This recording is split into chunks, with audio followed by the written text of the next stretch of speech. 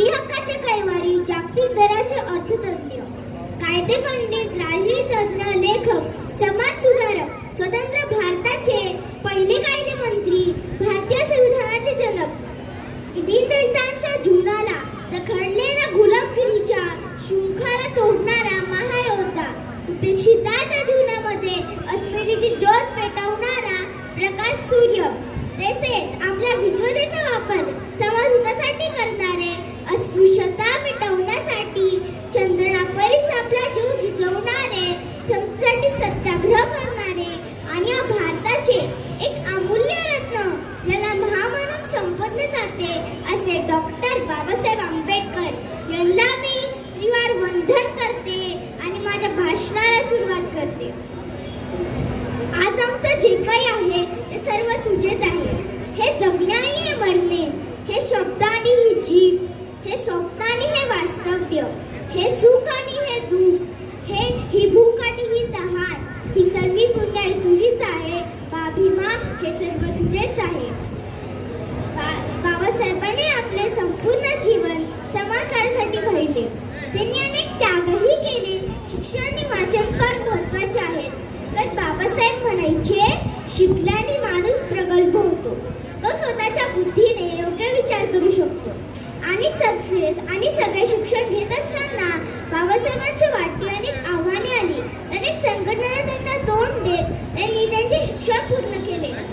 बाबासाहेब म्हणत होते, विद्वान कर्तृत्ववान माणसं प्रसिद्धही चालेल, पण निष्ठावंत माणसं हवी.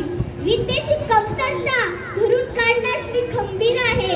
जो विकला जातो तो लोभाला बळी पडतो, त्याचा उपयोग नाही. मेरी बात गौर से सुनो. बहुजन नेता साथ आओ, वरना राजनीति की दस्तार भी गिर जाएगी. फुले शाह अम्बेडकर के मिशन को मिलकर बढ़ाओ, वरना आपके सपनों की बाग दौर में गिर जाएगी. अपने पुरखों के विरासत को मिलकर संभालो, वरना कि अपने पुरखों के नीले झंडे को मिलकर उठा लो, वरना अगली बारिश में ये दीवार भी गिर जाएगी.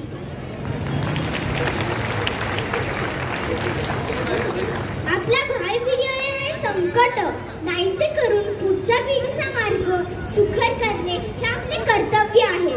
गेली अनेक शतके आपले पूर्वज गुलामगिरी मुकाट्याने सहन करीत आले. त्याच गुलामगिरीत आपण जन्माला आलो आहोत. त्याच गुलामगिरीत आपण मरणार का, हा सवाल बाबासाहेबांनी केला.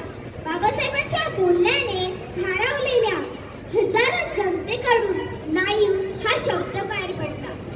आपण आपल्या शेवटच्या श्वासापर्यंत स्वातंत्र्यासाठी लढलो पाहिजे. मी हिंदू, मी सीख, मी मुसलमान, मी ख्रिश्चन, मी जैन, मी बौद्ध यांना दुय्यम स्थान देऊन मी प्रथमतः आणि अंतिमतः एक भारतीय आहे हे मानले पाहिजे.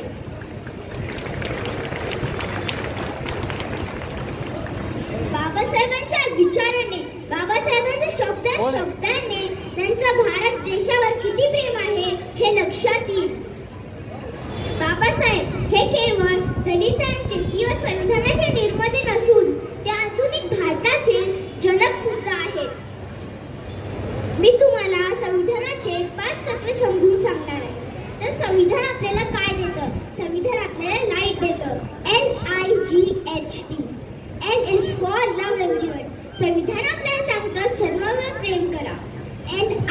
I is for illuminate yourself. Buddha म्हणतात अत्तर दिवा भव. स्वतःला कुठतरी उजळून घ्या. स्वतःचा दीप स्वतःच व्हा. G is for govern yourself. Govern yourself काय सांगतं? स्वराज्य. स्वराज्य म्हणजे स्वतःवर स्वतःचे राज्य असले पाहिजे. एकमेकांनी एकमेकीची जबाबदारी घेणे. G is for govern yourself. H is for harmonize. आपला देश हा सुरुवातीपासून आजवर आणि भविष्यातही अनेक असलेला देश आहे.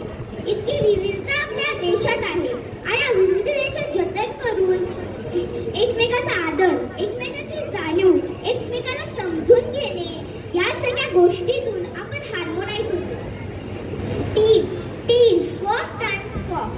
संविधान ही सीताशिलेचे उद्धांतीकरण करणारे पुस्तक नाही. म्हणजे काय? जशी परिस्थिती आज आहे तशी उद्याही असावी, परवाही असावी तर सांगणारे ते डॉक्युमेंट नाही. संविधान तुम्हाला बदल करायचा नाही.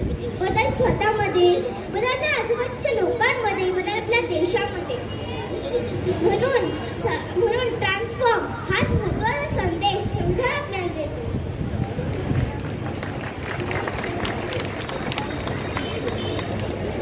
Babasaheb always believed in equality. His vision of social change and reclamation of human personality was universal. During his lifetime, he made many efforts and he used various strategies and methods to create a society which based on values of equality, liberty and fraternity.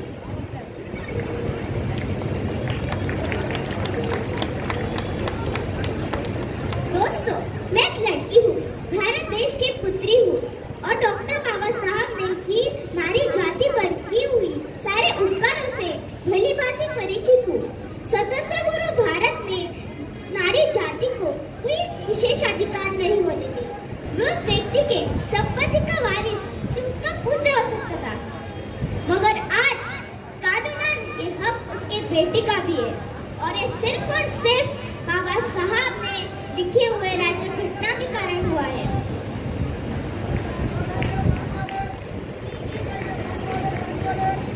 दोस्तों, बाबा साहब ने हम सबको बहाल KIA Bharat में बिल्कुल modern India. I am so lucky to born in independent India. जाता जाता मला म्हणा असं वाटतं, मैं उड़ती परिंदी हूँ, हवाओं में लहराती रहूंगी, आंधी और तूफानों से लड़कर भी अपना रास्ता बनाती रहूंगी. बाबा साहब के रहमो करम है मुझ पर कि बाबा साहब के करम है मुझ पर. जब तक सांस है तब तक उनके कारवां को आगे बढ़ाती रहूंगी, उनके कारवां को आगे बढ़ाती रहूंगी. Thank you, Baba sir, and thank you all of you for giving me this opportunity